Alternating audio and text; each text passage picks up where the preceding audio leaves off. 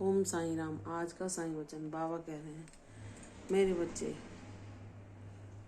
तुम अपने मन को स्थिर करने का प्रयास लगातार यूं ही करते रहना, फिर तुम अपने उद्देश्य को निश्चित ही पालोगे। तुम अपने विश्वास की डोर को कभी कमजोर ना होने देना। मेरे बच्चे, अब तुम सुख दुख में भी स्थिर रहने का प्रयास कर रहे हो, सीख रहे हो। मुझे इस बात की खुशी है। मैं जानता हूँ कि तुम्हारे जीवन में जो कुछ भी घटित हो रहा है अभी भी तुम्हारे अनुकूल नहीं है, फिर भी तुम उसमें प्रसन्न रहना सीख गए हो। और तुम यह भी सच्चा ज्ञान पा गए हो कि इस नश्वर जगत में किसी का भी एक क्षण का कोई भरोसा नहीं होता। किसके जीवन में कब परिस्थितियां बदल जाएं, कब उनका जीवन का मोड़ एक नया रुख ले ले, किसी को कुछ नहीं पता होता ईश्वर के अलावा। तुम देख रहे हो तुम्हारे आसपास जो घटित हो रहा है कि जब लोगों के कर्म प्रकट होते हैं तो वह उनको भोग के रूप में भोगते हैं, और कुछ के भोग तो इतने प्रबल होते हैं कि उन भोगों को भोग कर ही वे नष्ट हो जाते हैं। अब किसी की लाभ हानि, यश अपयश, जन्म मृत्यु, इन सबको तुम समझने लगे हो और इनमें विचलित नहीं होते, क्योंकि तुम ज्ञानवान बन चुके हो। किसी के जीवन में परिस्थितियां कभी भी बदल जाएं, लेकिन तुम अब ये जान चुके हो कि जो ईश्वर का भक्त होता है, जिसको ईश्वर की कृपा प्राप्त होती है, वह उन परिस्थितियों में भी भगवान उसे शक्ति देते हैं सामंजस्य बिठाने की, कि वह अपना आपा नहीं भूलता। वह उन परिस्थितियों में संतुलन को खोकर अपने जीवन में घोर निराशा अंधेरे में जाकर दुख में कभी भी लुप्त नहीं होता, क्योंकि वह ज्ञानवान बन जाता है। जिस पर ईश्वर की कृपा होती है और भगवान उसकी हर परिस्थिति को उसके अनुकूल ही बनाने का प्रयास करते हैं, क्योंकि वह जानते हैं कि ये मेरा सच्चा बच्चा है। इसने हर संघर्ष में, हर परेशानी में, हर विपत्ति में मुझे ही पुकारा है, मेरा ही सहारा ढूंढा है, और मैंने सदैव इसकी मदद की है। तुम स्वयं ये जानते हो कि तुम कितने भाग्यशाली हो। लोग जहाँ थोड़ी सी विपदा आने पर कष्टों में फंसकर जिनकी बुरा हाल हो जाता है, वहीं तुम्हारे ऊपर कितनी भी बड़ी से बड़ी विपदा आई, चाहे तुम्हारे घर में परिस्थितियाँ कितनी भी संघर्ष में हो गई, लेकिन तुम उन पर भी विजय प्राप्त कर पाए, उन पर भी संतुलन पा पाए। वह मेरी शक्ति थी जो तुम्हें हर पल प्रेरणा दे रही थी उनसे बाहर निकलने की, उबरने की।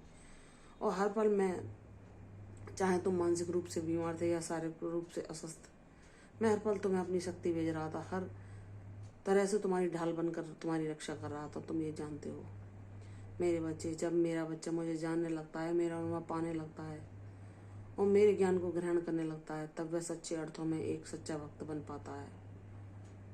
तब जैसे एक पिता अपने बच्चों को समझाते हैं और वह उनकी सीख मानकर उस पर अमल करता है तो प्रसन्न होते, वैसे ही मेरे बच्चे, तुम भी मेरी सीखों को अपने जीवन में, अपने चरित्र में उतारने का प्रयास करते हो। मुझे इस बात की खुशी है। और जाने अनजाने कभी तुमसे भूल भी हो जाती है, तुम कहते हो कि हे मेरे बाबा, मेरे अवगुणों को सुधार कर, मेरी भूलों को क्षमा करके मुझे मेरी कमियों से अवगत कराते हुए उनको दूर कर दो। मुझे ऐसा बनाओ जैसा आप मुझे बनाना चाहते हो। तो मेरे बच्चे, तुमने कभी भी हिम्मत नहीं खोई है, कभी भी तुमने विश्वास की डोर को नहीं छोड़ा है, तो मैं तुम्हें कैसे अकेला छोड़ सकता हूँ। यह संसार भले ही नश्वर हो, लेकिन जो भक्ति को जान जाता है, जो भक्ति में ही गोते लगाता है, उसके लिए इस संसार भव को पार करना आसान हो जाता है।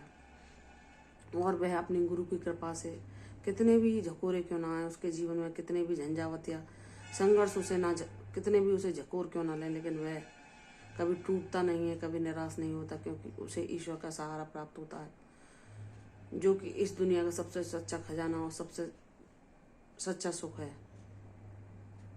वही ईश्वर की कृपा ही हमें हर संघर्ष में खड़े रहने की प्रेरणा देती है, हिम्मत देती है कि हारो नहीं, मैं तुम्हारे साथ हूँ, सब कुछ संभव होगा।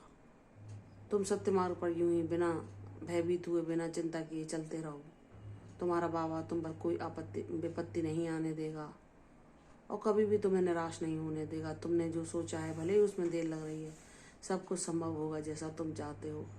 मैं तुम्हारे जीवन का नियंत्रण करता हूँ, सब कुछ मैंने संभाल रखा है, इसलिए व्यथित न होना। और जब तुम ज्ञानवान बन जाते हो, जानते हो कि संसार नश्वर है, यहाँ कुछ भी स्थायी नहीं है, न सुख न दुख, ना मानसिक परिस्थितियाँ, ना जीवन में जो कुछ घटित हो रहा है वह घटना है, कुछ भी शाश्वत नहीं है, कुछ भी स्थिर नहीं है। तब तुम ज्ञानवान बन जाते हो, तब तुम सारे चिंता और भयों से मुक्ति पा जाते हो, क्योंकि तुम्हें पता है कि ईश्वर ने तुम्हें जो कर्तव्य दिए हैं तुम उनको अर्पण करते हुए निष्काम भाव से उन्हें करते हो, उनकी छत्र छाया में रहते हो कि हे प्रभु, जब तक मेरी आखिरी सांस चले आपका ही नाम जपूं, आपके बताए मार्ग पर चलूं, और आप जो कराना चाहते हैं वही मैं सत्कर्म करता हुआ, चाहे मेरा जीवन छोटा हो या बड़ा, मैं आपके ही सानिध्य में उसको पूर्ण करूं।